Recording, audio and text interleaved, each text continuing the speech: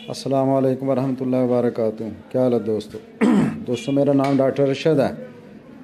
अपने मौजू की तरफ आने से पहले मैं आपके साथ एक हदीस शेयर करना चाहता हूँ। आप सल्लल्लाहु अलैहि वसल्लम ने इरशाद फरमाया, मुसलमान वो है जिसकी ज़ुबान और हाथ से दूसरे मुसलमान महफूज रहें।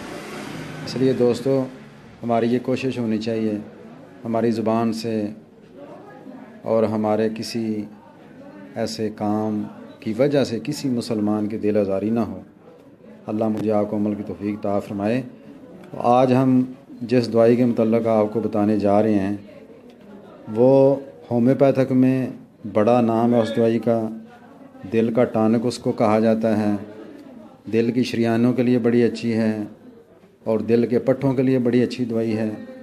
और सबसे बड़ी बात यह है, इसका किसी किस्म का कोई साइड इफ़ेक्ट नहीं। अगर आपके दिल की धड़कन ज़्यादा है आप इस्तेमाल कर सकते हैं। आपको सांस चढ़ता है आप इस्तेमाल कर सकते हैं।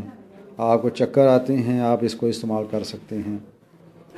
और सबसे बढ़कर ये है कि अगर ये मुसलसल आदमी इस्तेमाल करता रहे तो अल्लाह के फजल करम से हार्ट अटैक से बच सकता है।